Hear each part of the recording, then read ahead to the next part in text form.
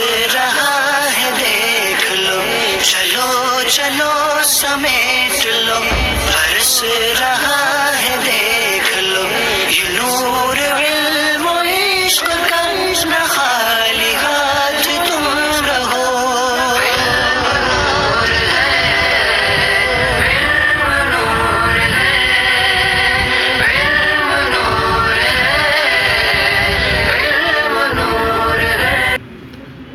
بسم اللہ الرحمن الرحیم۔ الصلاۃ والسلام علیک یا رسول اللہ، الصلاۃ والسلام علیک یا نبی اللہ، الصلاۃ والسلام علیک یا حبیب اللہ، وعلی آلک واصحابک یا نور اللہ، صلی اللہ تعالی علیہ وسلم۔ کل محکم کا بیان آپ کے سامنے بیان کیا گیا۔ محکم جو قوت میں جو ہے مفسر پر بڑا ہوا ہو، وضاحت اور ظہور کے اعتبار سے دونوں برابر ہوتے تھے، لیکن یہاں پر ایک چیز بیان کر رہے ہیں کہ مفسر اور محکم میں جب تعارض ہو جائے تو ایسی صورت میں محکم کو ترجیح حاصل ہوگی۔ کیا ہوگی؟ محکم کو ترجیح حاصل ہوگی، جیسے کہ اللہ تعالیٰ کا ارشاد ہے کہ وَاسْتَشْهِدُوا ذَوَيْ عَدْلٍ مِّنْكُمْ، تم میں سے دو عادل لوگوں کی گواہی طلب کرو۔ کائے کے لیے؟ چاہے وہ چاند کا سلسلہ، کسی بھی ایک گواہی، دو آدمیوں کی گواہی طلب کرو۔ اب یہ فرماتے ہیں کہ یہ آیت کریمہ ہے کہ دو عادل انسان کی گواہی طلب کرو۔ یہ آیت کریمہ یعنی وہ آدمی جس نے کسی پر زنا کی تہمت لگائی اور اس پر زنا کی تہمت ثابت نہ ہو سکی، تو قاعدہ ہے کہ جس نے تہمت لگائی تھی اب اسے جو ہے حد میں 80 کوڑے مارے جائیں گے۔ کس سے ماریں گے؟ 80 کوڑے مارے جائیں گے۔ جس نے زنا کی تہمت لگائی تھی 80 کوڑے مارے گئے۔ اب 80 کوڑے مارنے میں یہ آیت کیا ہے؟ اس بارے میں یہ مفسر ہے کہ بعد توبہ، اب 80 کوڑے حد لگا دی گئی تو بعد توبہ اب اس کے بعد جو ہے وہ عادل بن گیا۔ کیا بن گیا؟ بعد توبہ اس کی شہادت قبول کی جا سکتی ہے، کیونکہ توبہ کے بعد جو وہ عادل بن گیا۔ وَاسْتَشْهِدُوا شَهِيدًا ذَوَيْ عَدْلٍ میں وہ شامل ہو گیا۔ سمجھ میں آ گیا نہیں؟ وَاسْتَشْهِدُوا ذَوَيْ عَدْلٍ کی عدل میں شامل ہو گیا کہ وہ اس میں یعنی اب کوئی گواہی دے سکتا ہے وہ آدمی، کیونکہ اس نے جو ہے توبہ کر لی کوڑے کھانے کے بعد، تو عادل میں شامل ہو گیا۔ لیکن جہاں دوسری آیت کریمہ قرآن پاک میں ہے، جہاں الزانیۃ والزانی، وہاں پر آیا والذی یرمون المحصنات ثم لم یاتوا باربعۃ شہداء فجلدوہم 80 جلدۃ، وہ لوگ جو محسنہ عورتوں کو تہمت لگاتے ہیں اور وہ پھر اس کے بعد شہادت ثابت نہ کر سکیں، تو کہا گیا کہ ان کو 80 کوڑے لگاؤ، ولا تقبلوا لهم شہادۃ ابدا، اور ان کی گواہی کبھی بھی قبول نہ کرو۔ یہ تقبلوا لهم شہادۃ ابدا یہ آیت کریمہ محکم ہے کہ چاہے اس نے حد جاری ہونے کے بعد توبہ کر کے وہ عادل بن چکا ہو، یہ آیت کریمہ اس بارے میں محکم ہے کہ اب توبہ کے بعد بھی وہ اس کی گواہی کیا ہوگی؟ قبول نہیں ہوگی۔ لہذا یہاں پر ایک جگہ بس عدل میں شامل ہو رہا ہے توبہ کے بعد، اور یہاں جو ہے منع کیا جا رہا ہے کہ جن کو تہمت لائی اور وہ ثابت نہ کر سکے ان کی گواہی کبھی قبول نہ کرو۔ ابداً کا لفظ آیا، تو اب یہاں پر ترجیح سے حاصل ہوگی کس کو؟ محکم کو۔ لہذا اب وہ عادل میں شامل نہیں ہوگا اور اس کی گواہی قبول نہیں کی جائے گی۔ محکم کیسے ہوئی؟ تو مفسر اس کو بتا دے گا کہ اس پہ کبھی اس کی گواہی قبول نہیں ہوئی، تو یہ اقرار کر دے گا، تو مفسر ہوگا۔ یہ تبدیل تو ہو سکتا ہے نہیں، اب تبدیل کہاں ہو سکتا ہے؟ اس میں تبدیلی شارع نے بیان فرما دیا کہ جس نے زنا کی تہمت لگائی اور وہ جو ہے ثابت نہ کر سکا، اسے 80 کوڑے مارے گئے۔ پھر اس کے بعد فرمایا وَلَا تَقْبَلُوا لَهُمْ شَهَادَةً أَبَدًا، کبھی بھی قبول نہ کرنا۔ اب یہ سارا قرآن محکم ہے۔ اب اس میں محکم ہو گیا، یعنی وہاں تھا کہ وہ عدل میں شامل ہو گیا توبہ کے بعد، لیکن یہاں فرمایا جا رہا ہے کہ ان کی گواہی قبول نہیں ہوگی۔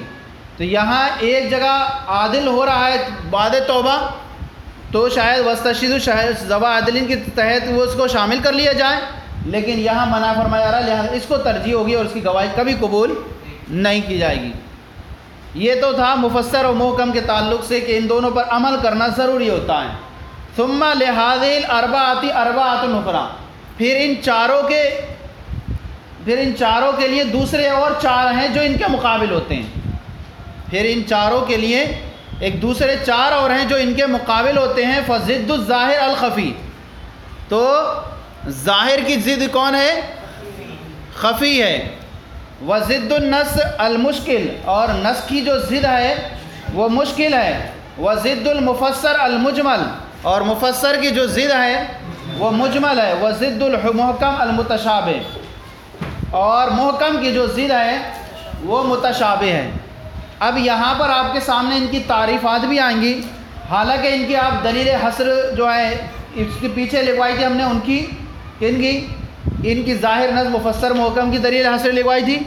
ان کی جو ہے دلیل حصر اس طور پر ہوگی، لفظ کے اندر جو خفا اور پوشیدگی ہے، کیونکہ یہ خفا میں بڑے ہوں گے، خفا ہوگا، خفی ہے، پھر اس میں اوپر والے میں اور خفا ہوگا، پھر اس سے جو اوپر اس میں اور خفا ہوگا. تو کہہ رہے ہیں کہ لفظ کے اندر خفا اور جو پوشیدگی ہے وہ کسی عارض کی وجہ سے ہوگی، نفس صیغہ کی وجہ سے نہیں ہوگی.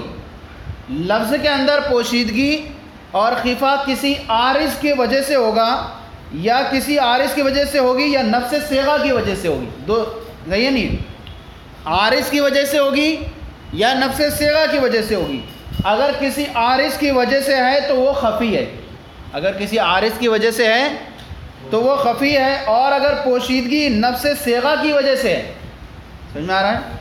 عارض کی وجہ سے ہے یا نفس صیغہ کی وجہ سے. اگر عارض کی وجہ سے ہے تو وہ خفی ہے، اور اگر نفس صیغہ کی وجہ سے ہے تو دو حال سے خالی نہیں. یا تو قرائن میں غور و فکر سے وہ پوشیدگی دور ہو جائے گی، قرائن میں غور و فکر کرنے سے وہ پوشیدگی دور ہو جائے گی، یا دور نہیں ہوگی. اگر قرائن میں غور و فکر کرنے سے وہ پوشیدگی دور ہو جائے تو وہ مشکل ہے. کیا ہے وہ؟ اور اگر قرائن میں غور و فکر کرنے سے وہ پوشیدگی دور نہ ہو تو پھر بھی دو حال سے خالی نہیں. یا تو متکلم کی طرف سے بیان آنے کی امید ہوگی یا نہیں ہوگی. اگر متکلم کی طرف سے بیان آنے کی امید ہو تو مجمل ہے، زیادہ نہیں. متکلم کی طرف سے بیان آنے کی امید ہو تو وہ مجمل ہے، اور اگر بیان آنے کی امید ہی نہ ہو تو اب کیا ہے؟ وہ متشابہ ہے. پھر سے سمجھ لیں اس کو. یا تو کسی کیا ہے لفظ کے اندر پوشیدگی کسی خفا کسی عارض کی وجہ سے ہوگا یا نفس صیغہ کی وجہ سے. اگر کسی عارض کی وجہ سے ہے تو وہ خفی ہے، اور اگر نفس صیغہ کی وجہ سے ہے تو وہ دو حال سے خالی نہیں. یا تو وہ خفا جو ہے قرائن میں غور و فکر کرنے سے پوشیدگی دور ہو جائے گی یا پوشیدگی دور نہیں ہوگی. اگر قرائن میں غور و فکر کرنے سے پوشیدگی دور ہو جائے تو وہ کیا ہے؟ مشکل ہے. اور اگر قرائن میں غور و فکر کرنے سے پوشیدگی دور نہ ہو تو دو صورتیں ہیں. یا تو اس کی متکلم کی جانب سے اس کا بیان آنے کی امید ہوگی یا امید نہیں ہوگی. اگر متکلم کی طرف سے بیان آنے کی امید ہے تو وہ مجمل ہے، اور بیان آنے کی امید نہیں تو وہ متشابہ. سمجھ آ گیا؟ پھر ان کے اندر یہ ساری شکلیں آپ کو بیان کریں گے، ہر ایک کی تعریفات کے ساتھ ساتھ بیان آئے گی. تو آج یہ سب سے پہلے بیان کر رہے ہیں آپ کے سامنے خفی کو. تو ظاہر کی ضد جو ہے خفی ہے، اور نص کی ضد مشکل ہے، اور مفسر کی ضد مجمل ہے، اور محکم کی ضد جو ہے وہ متشابہ ہے. فالخفی ما خفی المراد به بعارض لا من حیث الصیغہ. خفی وہ ہے ما خفی المراد بھی جس کی مراد پوشیدہ ہو، بعارض کسی عارض کی وجہ سے، کسی خارجی کیا ہے؟ خارجی چیز کی وجہ سے. لا من حیث الصیغہ کیا ہے؟ صیغے کے اعتبار سے نہ ہو. کیا ہو؟ صیغے کے اعتبار سے ہوگی تو کون ہوگا؟ مشکل ہوگا. تو اگر کہتے ہیں کہ خفی وہ ہے جس کی مراد پوشیدہ ہو کسی عارض کی وجہ سے، صیغے کی وجہ سے نہ ہو. جیسے کہ اس کی مثال اللہ تعالیٰ کے ارشاد میں وَالسَّارِقَةُ فَاقْطَعُوا أَيْدِيَهُمَا، یعنی چور اور چورنی کے بارے میں پیچھے آیا تھا کہ اگر وہ چوری کر لیں تو ایسی صورت میں ان کے ہاتھ کاٹے جائیں. صحیح ہے؟ یہ جو ہے آیت کریمہ جو ہے فَإِنَّهُ ظَاهِرٌ فِي حَقِّ السَّارِقِ، یہ آیت کریمہ کیا ہے؟ سارق کے حق میں کیا ہے؟ یہ ظاہر ہے. سارق اور سارق کیا کے حق میں ظاہر ہے کہ اگر وہ 10 درہم کی مقدار مال کی چوری کرتے ہیں تو ایسی صورت میں ان کے ہاتھ کاٹے جائیں. یہ آیت کریمہ ان کے مسئلے کے بارے میں ظاہر ہے. کیوں؟ کیونکہ سرقہ کسے کہتے ہیں؟ مال محفوظ اور محترم مال کو، مال محفوظ اور محترم مال کو خفیہ طریقے سے چرا لینا. صحیح ہے نہیں؟ مال محفوظ اور محترم مال کو خفیہ طریقے سے چرا لینا، اس کو کہتے ہیں سرقہ. اس کا حکم یہ قطع ید ہے، اور جبکہ وہ 10 درہم کی مقدار تک ہو. لیکن یہی آیت کریمہ اب یہ ہو گئی، اب اس کو کہتے ہیں جیب کترا یا کفن چور آئے. اب ان کے بارے میں کیا کریں گے؟ کیا ان کے بھی ہاتھ کاٹے جائیں گے؟ بھائی جیب کترا اور کفن چور، ان کے بھی ہاتھ کاٹے جائیں گے یا ان کو چھوڑ دیا جائے گا؟ کیوں؟ کہہ رہے ہیں کہ ان کے جو ہے جیب کترا، جس کو ہم کہتے ہیں طرار، اور نباش مانے کفن چور، ان میں جو ہے صفت سرقہ، چوری کی جو صفت ہے کمی اور زیادتی کے ساتھ پائی جا رہی ہے. یعنی طرار میں تو زیادتی کے ساتھ پائی جا رہی ہے جو سارق میں پائی جا رہی تھی، اور کفن چور میں جو نباش میں صفت کمی کے ساتھ پائی جا رہی ہے. تو کیا ان میں بھی جو ہے ہاتھ کاٹے جائیں گے یا نہیں؟ تو اب کہہ رہے ہیں کہ ان میں جو ہے سارق کے معنی خفی ہیں. کیا ہے سارق کے معنی ان میں؟ اور خفی ہونے کی وجہ یہ ہے کہ ان کا نام عرف عام میں سارق نہیں رکھا جاتا. اس کو عرف عام میں جو ہے جیب کترا دیتے ہیں ہماری نام، عربی میں طرار دیتے ہیں. صحیح ہے نہیں؟ اور عربی میں جو ہے کفن چور کو نباش کہتے ہیں. تو ان کا نام سراق سارق نہیں ہے، اور سراق سارق نہیں ہے تو جب ان کا نام میں فرق ہے تو پھر کیا ہوگا؟ ان کا حکم بھی بدلے گا. صحیح ہے نہیں؟ طرار کا نام علیحدہ رکھنے اور کی وجہ یہ ہے کہ طرار میں چوری کے معنی میں زیادتی ہے، اور کیونکہ طرار جو ہوتا ہے وہ جیب کترا اس بیدار آدمی کا مال لیتا ہے جو ادنا سی غفلت ہو جاتی ہے اس کی. حالانکہ وہ آدمی جاگتا بھی ہوتا ہے، مال بھی اس کے پاس رہتا ہے اور ہوشیار بھی رہتا ہے، لیکن تھوڑی سی غفلت ہوتی ہے اس کا مال لے جاتا ہے. یہ اس کے اندر معنی زیادہ پائے جا رہے ہیں. کس کے؟ سارق کے اندر کے. سارق کسی کے گھر سے مال چراتا ہے تو مال تو گھر میں محفوظ رہتا ہے، مکان محفوظ ہوتا ہے، لیکن مالک بیدار ہے یا نہیں ہے، اس کے پاس ہے کہ نہیں، گھر میں رکھ دیا اس نے، وہاں جو ہے معنی تھوڑا کم ہے. اس کے مقابلے میں طرار میں زیادہ محفوظ ہے، کیونکہ طرار کہاں لیتا ہے؟ مال محفوظ، مکان محفوظ، اور مالک بھی بیدار ہے. سمجھ آ رہا ہے نہیں؟ سمجھ رہے ہیں. اس کے پاس موجود ہے. لیکن سارق جو گھر سے چراتا ہے مال تو اس کے پاس نہیں ہوتا، گھر میں رکھا ہوتا ہے، سو گیا، لیکن مکان محفوظ میں تھا. تو وہاں جب بڑی چھوٹی اس میں جو ہے اگر 10 درہم چرا لیتا ہے 10 درہم کی، تو وہاں ہاتھ کاٹنے کا حکم دیا گیا. یہاں جو معنی زیادہ ہے طرار، تو یہاں پر بھی ہاتھ کاٹا جائے گا 10 درہم کی مقدار تک اگر چرا لیتا ہے. سمجھ آ گیا؟ لیکن کفن چور کے اندر یہ معنی جو صفت سرقہ کے یہ کم پائے جاتے ہیں. صفت سرقہ کے معنی اس کے اندر کم پائے جاتے ہیں. کیسے؟ کہ صفت جو اس کو بھی، اس کا نام بھی علیحدہ ہے عرف میں، اس کا نام بھی علیحدہ عرف میں، اور اس کے اندر جو ہے یہ مال ایسا چراتا ہے کہ مال محفوظ نہیں ہوتا.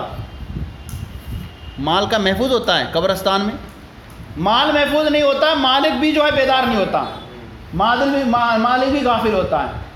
صحیح ہے نہیں؟ جی. اور یہ مال جو ہے یہ اتنا مرغوب نہیں ہوتا اسے، کفن والا برخلاف وہ والا مال. اس کے اندر یہ معنی جو ہے صفت سرقہ کے کم کے ساتھ پائے گئے. کس کے اندر؟ نباش کے اندر. لہذا اگر کوئی شخص جو ہے کفن چرا لیتا ہے تو ایسی صورت میں کیا ہے؟ اس کے ہاتھ نہیں کاٹے جائیں گے، اس کے ہاتھ نہیں کاٹے جائیں گے. ہاں کیا ہوگا؟ کیونکہ مکان یہ مالک، کفن چور مکان غیر محفوظ سے قبر سے چراتا ہے، اور اس کا مالک جو ہے میت کفن کی حفاظت بھی نہیں کرتی. تو جبکہ سارق مال مرغوب کو چراتا ہے جو اسے پسندیدہ ہوتا ہے. لہذا سارق کے معنی جو ہے طرار اور نباش میں کیا ہوئے؟ خفی ہوئے. اب اس میں کیا ہے؟ ہمیں تلاش و جستجو کرنا پڑی. کیا کرنا پڑی؟ ایسے ہی ڈائریکٹ نہیں ہوا، غور و فکر تلاش و جستجو کے بعد ہمیں معنی حاصل ہوا کہ اس کے اندر تلاش کیا کہ اس کا معنی کیسا پایا جاتا ہے، سارق کا معنی پایا جاتا ہے اس کے اندر یا نہیں پایا جاتا ہے. اس کے بعد تلاش کے بعد پتہ چلا کہ طرار کے اندر تو سارق کے زیادہ معنی پائے جاتے ہیں، لہذا جب طرار اس میں سارق میں ہاتھ کاٹا جا رہا ہے تو طرار والے میں بھی ہاتھ کاٹا جائے گا. اور نباش میں جو وہ معنی کمی کے ساتھ پائے جاتے ہیں لہذا اس میں نہیں کاٹا جائے گا. ہاں نباش میں کیا ہوگا، نباش میں قطع ید کا حکم تو نہیں ہوگا، لیکن کیا ہوگا، بلکہ جو ہے حاکم وقت جو مناسب سزا چاہے گا وہ اس کو دے گا تاکہ آئندہ جو ہے یہ جرم نہ کر سکے، جرموں کا دروازہ کیا ہو جائے، بند ہو جائے. سمجھ آ گیا. لیکن ایک قول یہ ہے اس کے بارے میں کہ اگر وہ قبر مقفل ہے، قبر مقفل تھی، اس کو کفن چرایا اس نے، تو یہ حکم ہے کہ اب بھی اس کا ہاتھ نہیں کاٹا جائے گا. اور ایک قول یہ ہے کہ قبر اگر مقفل تھی پھر بھی اس نے کفن چرا لیا تو ایک قول یہ ہے کہ اب اس کا ہاتھ کاٹا جائے گا، کیونکہ اس نے اب مکان محفوظ سے چرایا ہے. کیسے چرایا ہے؟ تالا لگا ہوئی تھی، ایسی تھی، صحیح ہے نہیں، بند تھی، پیک تھی، اچھی طریقے سے حفاظت تھی اس کی، صحیح ہے نہیں. اتنا سمجھ میں آیا. اب یہاں پھر اس سے اختلافی مسئلہ کچھ بیان کریں گے، پہلے سب سے پہلے ادھر دیکھ لیجئے. اب فرماتے ہیں مثال فی قول تعالیٰ، اس کی مثال اللہ تعالیٰ کے ارشاد میں السارق والسارقۃ فاقطعوا ایدیہما، چور اور چورنی جب وہ چوری کر لیں تو ان کے دونوں کے ہاتھ کاٹے جائیں. فَإِنَّهُ ظَاهِرٌ فِي حَقِّ السَّارِقِ، یہ آیت کریمہ سارق کے حق میں جو ہے وہ ظاہر ہے. خَفِيٌّ فِي حَقِّ الطَّرَّارِ وَالنَّبَّاشِ، جیب کترے اور کفن چور کے حق میں کیا ہے، یہ خفی ہے. بس خفی ہے، یہاں کچھ وضاحت نہیں کی ہے، جو ہم نے کر دی وہی وضاحت تھی. کیا ہے کہ آپ کیا کرنا ہے، یہاں نیچے لکھا ہوا ہے اس کے کیا ہے، وہ حکم الخفی وجوب الطلب. کیا ہے خفی کا حکم، کیا ہے، وجوب الطلب، طلب کرنا ضروری ہے. حتی یزول عن الخفا، یہاں تک کہ اس سے کیا ہو جائے، خفا زائل ہو جائے. خفا زائل ہو جائے پھر معنی سے ایڈ کریں گے. تو ہم نے طلب کیا نہیں کیا ایسی ڈائریکٹ، ہاں اس کے اندر کیا اسی کی طرح معنی پائے جا رہے ہیں جس طرح سارق کے اندر پائے جا رہے تھے. تو طلب کے بعد پتہ چلا کہ طرار کے اندر تو معنی اس سے بڑھ کر کے پائے جا رہے ہیں جو سارق کے اندر پائے جا رہے تھے، اور نباش کے اندر جو ہے وہ معنی کم کے ساتھ پائے جا رہے ہیں. تو اب حکم جو ہے سارق والا جو ہے طرار پہ تو لگے گا لیکن نباش پہ نہیں لگے گا.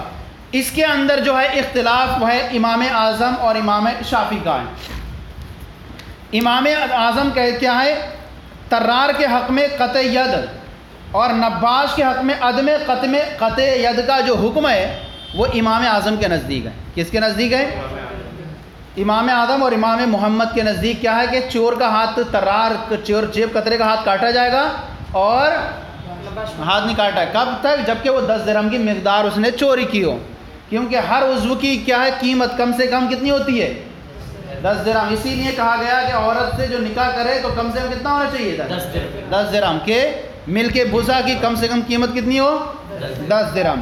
امام شافعی اور امام یوسف فرماتے ہیں کہ کفن چور کا بھی ہاتھ کاٹا جائے گا، کفن چور کا ہاتھ بھی کیا کرا جائے گا. اور وہ کہتے ہیں کہ نبی اکرم صلی اللہ تعالیٰ علیہ وسلم نے فرمایا من نبشا قطعناہ، من نبشا یعنی جس نے جو ہے جو کفن چرائے، من نبشا قطعناہ، جو کفن چرائے ہم اس کا ہاتھ کاٹیں گے، جو کفن چرائے ہم اس کا ہاتھ کاٹیں گے. یہ جو ہے حدیث پاک سے استدلال کرتے ہیں کہ کفن چور کا بھی ہاتھ کاٹا جائے گا. لیکن دوسرے حدیث پاک ہے جو امام اعظم فرماتے ہیں کہ دوسری حدیث پاک میں ہے کہ ہم کہتے ہیں قطع ید کا حکم جو ہے وہ سیاستاً اور مصلحتاً ہے، نہ کہ بطور شرعی. کیا ہے، شرعی طور پر نہیں ہے، شرعی طور پر نہیں ہے. یہ سیاستاً مصلحتاً قاضی دیکھے کہ ہاں اگر ایسے مصلحت ہے کہ اس کا بھی ہاتھ کاٹ دیا جائے تو صحیح ہے، لیکن شرعاً نہیں ہے. کیونکہ دوسری حدیث میں ہے لا قطع علی المختفی، لا قطع علی لا قطع علی المختفی، یعنی مختفی جو ہے اہل عرب میں جو کس کو بولتے ہیں، نباش کو بولتے ہیں. کس کو بولتے ہیں، یعنی نباش، کفن چور کا ہاتھ نہ کاٹا جائے. یہ کفن چور میں کے بعد کیا ہے، تو اب یہاں پر یہ کفن چور کا ہاتھ نہیں کاٹا، یہ حدیث پاک سے. اور امام یوسف جو ہے فرماتے ہیں ایک حدیث پاک کے اندر کہتے فرماتے ہیں سارقو امواتنا کا سارقی کسارق احیائنا، ہمارے مردوں کا چور جو ہے وہ ہمارے زندوں کے چور کی طرح ہے. ہمارے مردوں کا چور جو ہے وہ ہمارے زندوں کے چور کی طرح ہے. تو اس سے وہ کہتے ہیں کہ اس کا بھی ہاتھ کاٹا جائے گا. لیکن ہم کہتے ہیں کہ یہاں پر جو ہے جو بیان کیا گیا ہے اسے مجازن سارق کہہ دیا گیا ہے. کیا کہہ دیا گیا ہے؟ کفن چرانے والے کو مجازن کہہ دیا گیا ہے. اور تشبیہ دینے میں یہ بھی احتمال ہے کہ قطع ید کس میں ہے؟ قطع ید تشبیہ میں یا گناہ میں؟ کس میں ہے؟ قطع ید اس میں ہے، قطع ید میں تشبیہ ہے یا گناہ میں تشبیہ ہے کہ گناہ میں برابر ہیں. لہذا اب شبہ پیدا ہو گیا کس چیز میں جو ہے یہ ہے. تو اب جب شبہ پیدا ہو گیا اور پتہ ہے آپ کو کہ حدود جو ہیں وہ شبہات سے زائل ہو جاتی ہیں، حدود ختم ہو جاتی ہیں شبہات سے، لہذا قطع ید نہیں ہوگا کفن چور میں. شبہ کیسے پیدا ہے؟ شبہ یہ کہ یہاں پر مجازن سارق کہہ دیا گیا. اور تشبیہ دینے میں احتمال ہے یہ کہ قطع ید میں تشبیہ ہے یا گناہ میں تشبیہ ہے، لہذا شبہ پیدا ہوگا. اور حدیث میں ہے کہ جب شبہ پیدا ہو جائے تو حد زائل ہو جاتی ہے. صحیح ہے نہیں؟ اب یہاں پر دیکھیں کہ یہاں اتنی چیز آپ کے سامنے بیان کی گئی کہ طرار اور نباش کے حق میں یہ خفی ہے. اور پھر اسی طرح ایک چیز اعتراض یہ ہوتا ہے کہ طرار کا جو جرم ہے وہ سارق سے تو بڑھ کر ہے. طرار کا جو جرم ہے سارق سے بڑھ کر، ارے وہ کس کو چرا رہا ہے؟ مال محفوظ، مکان محفوظ، مالک بھی بیدار، اس کو چرا رہا ہے.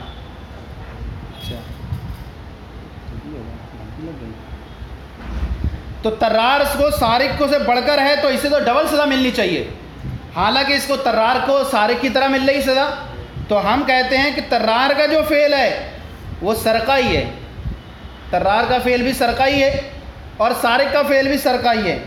تو دونوں کا جو ہے فعل جو ہے سرقہ ہی ہے، وہی سزا ان کو ملے گی. اگرچہ یہ الگ بات ہے کہ اس کا جرم تھوڑا سنگین ہے طرار کا، لیکن ہے دونوں کا نام سرقہ ہی، تو اس اعتبار سے دونوں برابر ہیں، لہذا اس کو بھی وہی سزا ملے گی جو سارق کو مل رہی ہے. کل کو بیان کریں گے آپ کے سامنے جو ہے الزانیۃ و زانی کے تعلق سے کہ زانی زانیہ 100 کوڑے لگائے جائیں. اور لوتی کے بارے میں یہ آیت کریمہ خفی ہے، لوتی کو کیا کیا جائے گا اس کے بارے میں بیان کیا جائے گا آپ کو. صلو علی الحبیب صلی اللہ علیہ محمد.